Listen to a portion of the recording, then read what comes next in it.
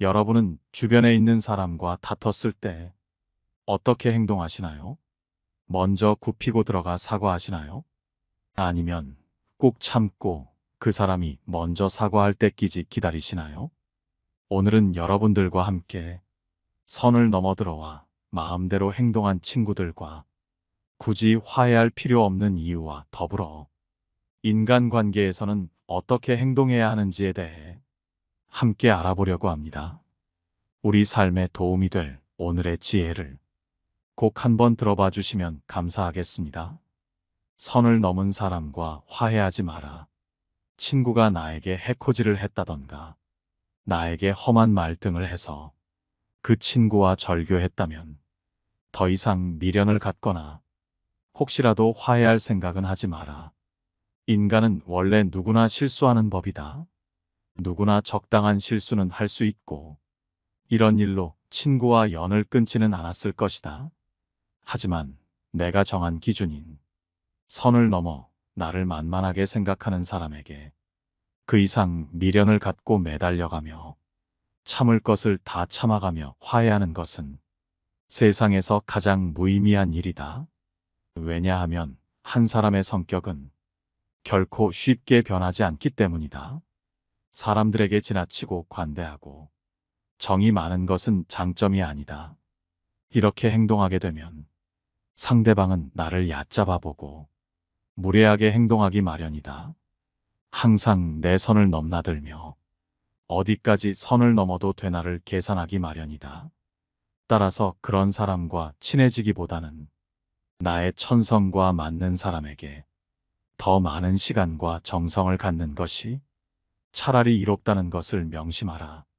성공이라 함은 자신의 천성에 유리한 것은 적극적으로 취하고 천성에 어울리지 않는 것은 빠르게 배척함으로써 만들어지는 법이다.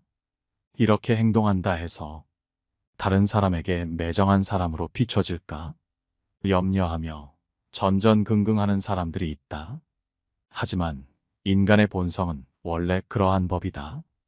인간됨됨이가 서로 상반되는 사람들은 서로를 미워하는 법이고 누군가가 나를 질투하고 멸시하는 일은 흔하다. 따라서 이런 일에 남의 눈치를 보느라 신경을 쓰느라 자기 자신을 잃지 말라. 모든 고뇌와 번민 불안과 초조의 90%는 다른 사람이 나를 어떻게 생각할까 하는 걱정에서 비롯한다. 이런 걱정으로 삶을 낭비하기보다는 자신을 더욱 좋은 사람으로 가꾸어 나가는데 더욱 더 시간을 기울여야 한다. 대부분의 사람들은 남들에게 칭찬을 받으면 그것이 비록 사탕발림이라는 걸 뻔히 알면서도 흐뭇해한다. 인간의 이런 특성은 이해하기 어려울 만큼 어리석고 무의미하다. 진정 행복을 원한다면 나의 진정한 자아와 남의 눈에 비친 자신을 확실히 구분해야 한다. 자신을 향한 제3자의 판단이란 아주 불확실하고 편견이 들어가 있다. 왜냐하면 제3자가 멍청이일 수 있고 어떤 일에 깊은 편견을 갖고 있는 사람이거나 자신에 대해 큰 오해를 하고 있을 수도 있다. 사고방식이 천박하거나 무가치한 사람일 수 있고 소견이 좁고 생각이 빈약한 사람일 수도 있기 때문이다. 만일 그런 사람이 악평을 할 경우 어떻게 우리는 말도 안 되는 그 악평을 가치 있는 견해로 받아들이겠는가? 어리석은 자가 나를 비난하더라도 나는 그저 나일 뿐 나의 본질이 바뀌지 않는다. 남의 악담으로 인해 내가 바뀐 것 같다면 나의 본질이 바뀐 것이 아닌 그들로 인해 내 생각이 바뀐 것일 뿐이다. 스스로 고생문을 열지 마라. 사람들이 한평생 수많은 위험을 무릅쓰고 땀 흘려 고생하는 원인은 무엇일까? 이는 무엇보다도 남들에게 인정을 받기 위해서다. 남에게 인정받지 않으려면 왜 그토록 힘들고 고단한 삶을 살겠는가? 남의 평가를 중요하게 여기는 습관이 그대로 굳어지면 굳어질수록 나의 삶은 그만큼 해롭고 불리해진다. 남의 눈을 의식하지 않고 남들이 알아주는 걸 개의치 않으며 나는 나임을 인정하며 사는 사람은 그렇지 않은 사람들보다 훨씬 행복하다. 행복이라는 것은 주로 안정된 기분과 흐뭇한 상태를 뜻한다. 지금 안정된 기분이 좀 더 지속되길 바라는 마음 상태가 다름 아닌 곧 행복이다. 남의 시선을 의식하는 순간 이 안정된 기분은 흐트러진다. 따라서 행복을 유지하기 위해서는 그 무엇보다도 먼저 허영심을 버려야 한다. 그것이 행복을 증진하는 방법이다. 만일 우리가 이 허영심을 줄이면 그만큼 불행도 줄어든다. 하지만 허영심을 없애는 일은 참으로 어려운 일이기에 행복이라는 대가가 크다. 남들이 가지고 있는 것을 부러워하고 내 마음이 행복에서 불행으로 바뀐다면 우리가 물질적인 소유로 인해서 불행을 느낄 때는 나의 욕망 지수를 줄여야 한다. 가장 쉽고 빠른 것은 그 길밖에는 없다. 행복할 때는 자신이 행복하다는 사실을 느끼지 못한다. 불행해져야 그때가 행복했다는 점을 깨닫는다. 그렇다면 우리에게 현재의 행복이란 없고 행복은 과거의 기억에만 존재한다는 이야기가 된다. 나의 행복에 집중하고 다른 사람이 앞서 나가는 것에 전전긍긍하거나 안정을 잃지 마라. 그 순간 행복은 불행으로 바뀌어 먼 곳으로 떠나버린다. 지금 나의 상태에 만족하라. 내가 처세에 관해서 가장 큰 가르침으로 여기는 구절은 아리스토텔레스의 니코마코스 윤리학에 나오는 다음 구절이다. 현명한 사람은 쾌락이 아니라 고통이 없는 상태를 원한다. 현명한 사람은 고통이 없길 바랄 뿐이지 쾌락을 원하지 않는다. 이 구절만큼이나 행복에 대해 쉽고 간결하게 설명한 글은 없다고 생각한다. 우리는 행복이나 만족이나 쾌락 추구를 단념해야 한다. 큰 불행을 피하는 가장 확실한 방법은 그것밖에 없다. 어떤 사람이 아주 작은 일 때문에 괴로워한다면 지금 행복을 누리고 있다는 뜻이다. 아주 작은 일조차 고통으로 느껴진다는 것은 행복에 익숙해져 있다는 뜻이기 때문이다. 작고 조그마한 일을 잘하는 건 우리를 행복하게 만든다. 작은 일이란 무엇인가? 아무도 만나지 않고 혼자 책을 읽거나 음악을 듣거나 명상을 즐기고 또는 마당을 쓸고 꽃을 바라보는 일 같은 것이다. 일상의 평범한 일, 그 자체가 그것이다. 넓은 곳을 바라보기보다 좁은 시야를 가질수록 또 행동 범위가 넓은 것보다 좁을수록 더욱 행복해진다. 세상을 넓게 보면 욕망이 커진다. 시야와 행동 반경이 넓을수록 욕구가 더 많아진다. 그럴수록 욕구와 욕망을 이루려는 걱정과 불안이 커진다. 내가 인간이 투쟁하며 삶을 살아가는 것으로 보는 이유는 모든 존재가 끝내는 파멸하기 때문이다. 결국은 무로 돌아가는 존재가 왜 그토록 아득바득 강한 의지를 보이는지 정말 불가사의한 일이다. 우리의 삶은 끝내 죽음을 통해 원래 상태로 돌아간다. 위대한 생명이 한낱 죽음으로 끝나고 말다니 이는 참으로 허망하다. 그런 뜻에서 보면 삶은 별 의미가 없고 인간은 아무런 목적도 이유도 없이 이 땅에 떨어진 존재에 불과하다. 하지만 불쌍할 이유도 없다. 우리는 본래 없던 존재가 아닌가. 잠시 존재하다가 다시 없는 상태로 돌아간다. 때문에 사실상 잃는 게 없다. 한번 생각해보라. 우리가 죽음으로 무엇을 잃는단 말인가? 죽음은 잃는 게 아니라 본래대로 되돌려지는 것이다. 우리는 손해볼 게 없다. 빈손으로 태어났다가 빈손으로 가는데 무슨 손해를 본단 말인가? 따라서 지금 삶에 만족하고 행복을 느끼는 것이 현명한 삶이라 생각한다. 호라시시스가 말한 바와 같이 어떤 일에도 경탄하지 않는 경지는 늙어서야 도달할 수 있나 보다. 세상이 공허하다는 사실, 세상의 아름다움도 허망하다는 확신이 들어야 참된 세계의 의미를 깨닫게 된다. 우리는 가장 친한 친구의 불행에 일종의 고소한 기쁨도 함께 느낀다. 사실 우리를 기쁘게 하는 일 중 하나는 최근 겪고 있는 친구의 불행과 슬픔에 관해 듣는 일이다. 이것이 인간이 지닌 특성이자 본성이다. 따라서 자기 재능을 크게 과시하는 일처럼 어리석은 행동은 없다. 남의 재능을 보고 대다수 사람들이 칭찬과 격려를 할 것 같지만 속으로는 시기와 질투심에 사로잡힌다. 특히 똑같은 일로 경쟁 관계에 있는 사람들에게는 증오나 원한을 사기 쉽다. 재능은 과시하는 순간 공격 대상이 된다. 이 사실을 잊어서는 안 된다. 따라서 자신의 안전을 위해서는 재능을 애써 감춰야 한다. 남들과 똑같이 평범하다는 점을 보여야 한다. 남을 불합리한 생각과 허망에서 벗어나게 하려는 것만큼 어려운 일은 없다.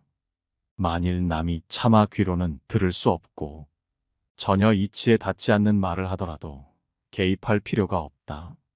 단지 그가 서투른 연극을 하고 있다고 생각하면 된다. 사랑하지도 말고 미워하지도 말라. 이것이 지혜의 절반에 해당한다. 아무것도 말하지 말고 아무것도 믿지 말라. 이것이 지혜의 나머지 절반이다.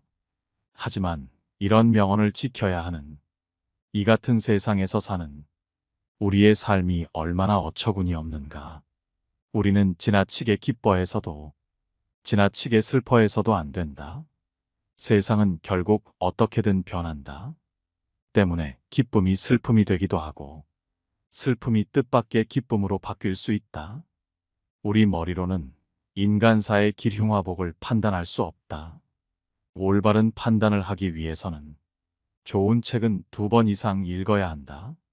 2가지 이유가 있다. 첫째, 한 가지 일을 2번 경험하면 그 경험을 다른 일과 연관시키는 힘이 생긴다. 처음 놓친 부분을 되살릴 수도 있다. 결론에 대한 확신도 선다.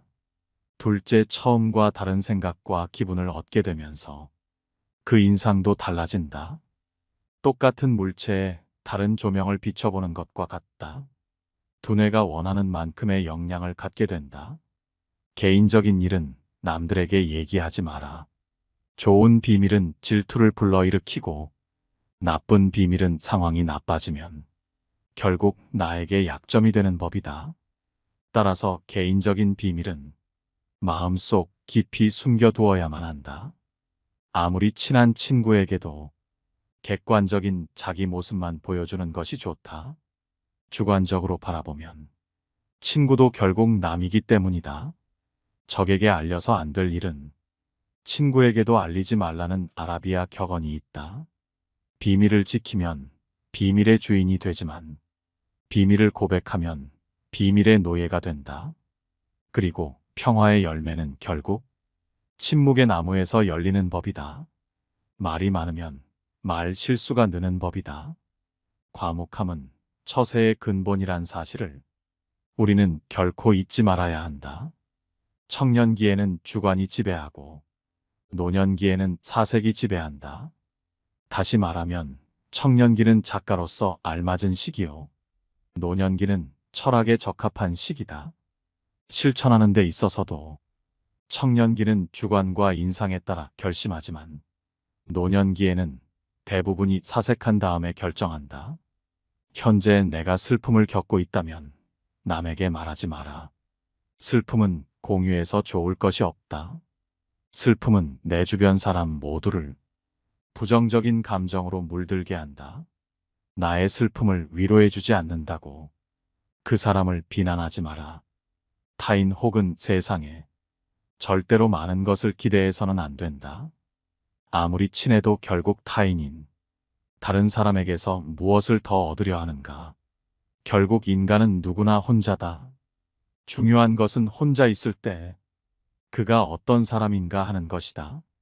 모든 것에 있어서 결국 인간은 자기 자신에게서 구해야 한다.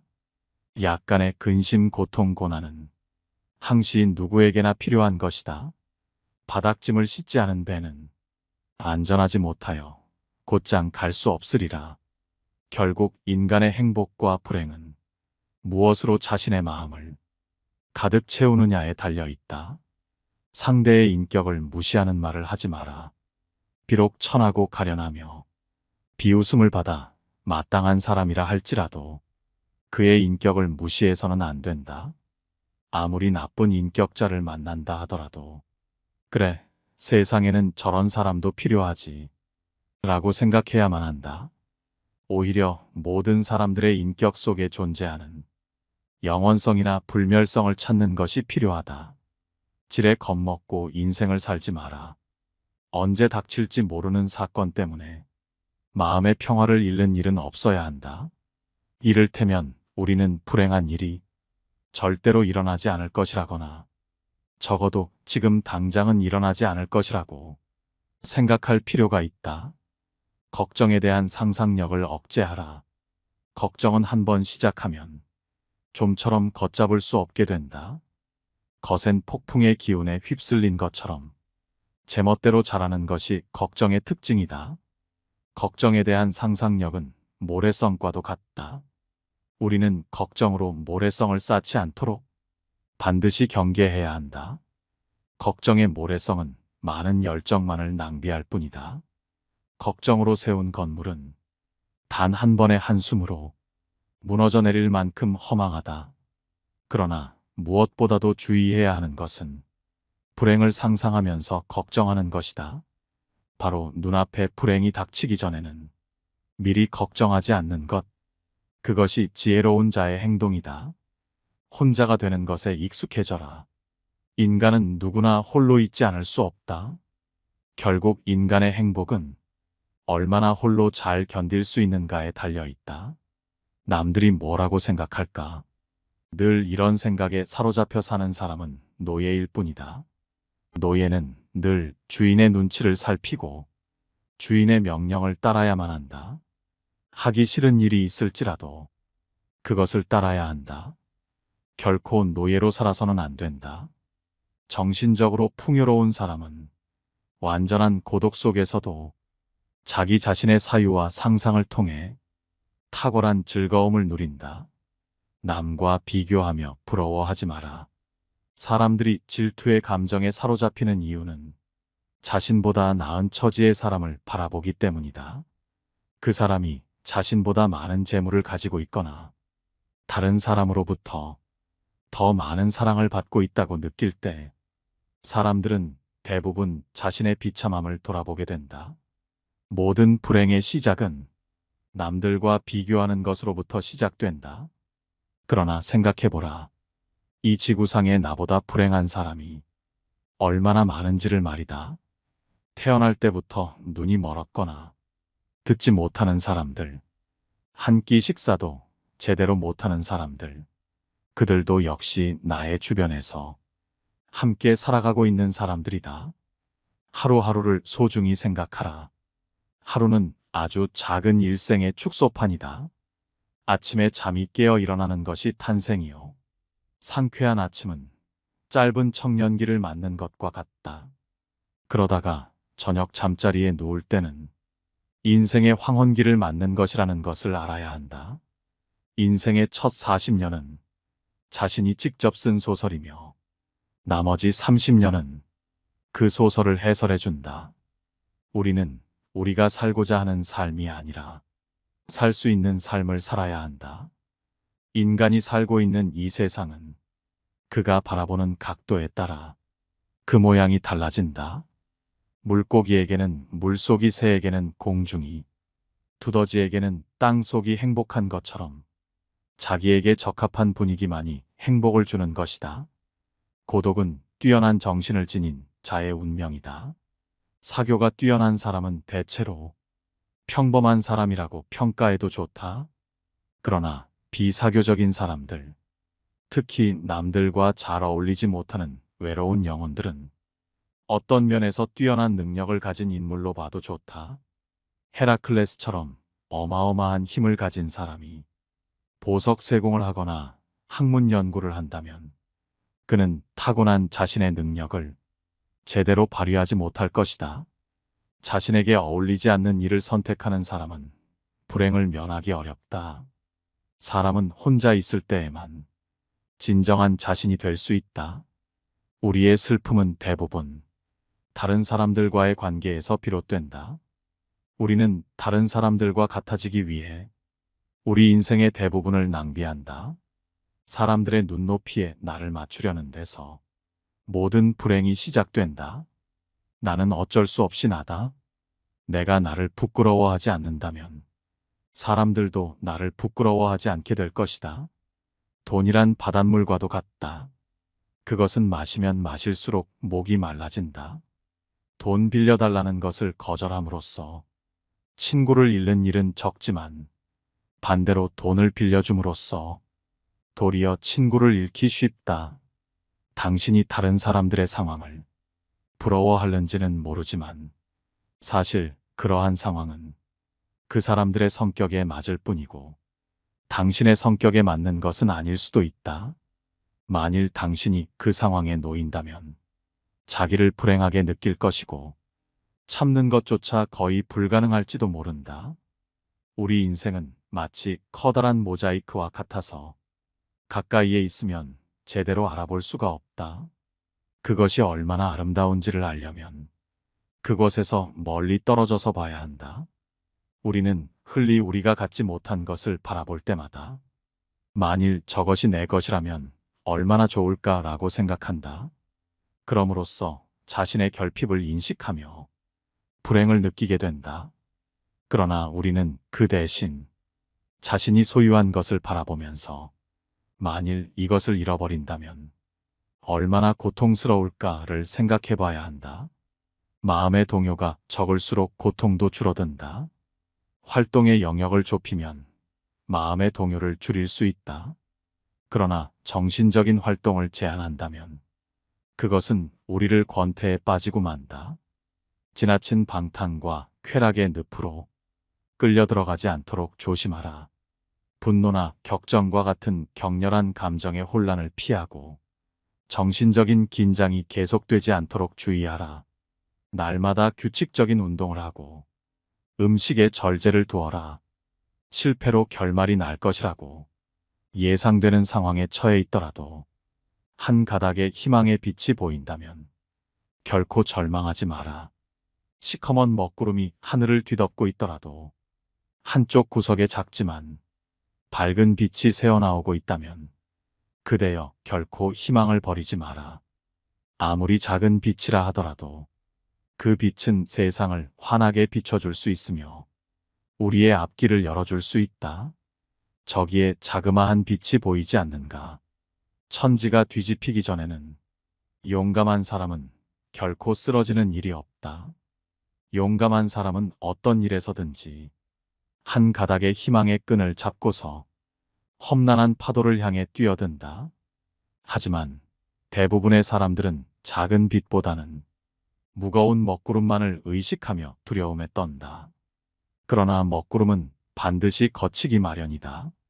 진정한 용기를 가진 자라면 그대여 그 작은 빛을 향해 자신의 모든 것을 던져 최선을 다할지어다. 차원 높은 숭고함은 시련 속에서만 얻을 수 있다. 자연은 때때로 사나운 회오리 바람을 내보낸다. 주위는 짙은 어둠에 뒤덮이고 하늘에는 거친 비바람이 휘몰아치고 있다. 우리의 시야를 방해하고 있는 바위는 거대하며 대지에는 나무 한 그루, 풀 한 포기도 보이지 않는다. 강은 요란스러운 소리를 내면서 거품을 일으키며 흐른다. 골짜기를 스며드는 바람은 귀신의 비명소리를 방불케 한다. 그렇게 우리는 손과 발이 묶인 채 자연과 싸워야만 한다. 이러한 조건 속에서도 고통이나 고뇌에 마음을 빼앗기지 않고 사물을 객관적으로 바라볼 수 있다면 인식의 순수한 주체인 나는 모든 것을 분명하게 통찰할 수 있다. 객관적인 인식과 냉정한 통찰은 우리에게 있어서 반드시 필요한 능력이다. 이러한 인식과 냉철한 사고가 없다면 우리는 수많은 세파에서 살아남을 수가 없다. 무모함과 거침에서 벗어날 수 있는 길은 논리적이며 이성적인 사고뿐이다. 오늘 함께 알아본 지혜들이 어떠셨나요? 오늘 여러분이 알게 된 지혜들이 실생활에 도움이 되고 여러분의 삶이 더욱 풍요롭기를 바랍니다. 감사합니다. 깨달음의 광장입니다.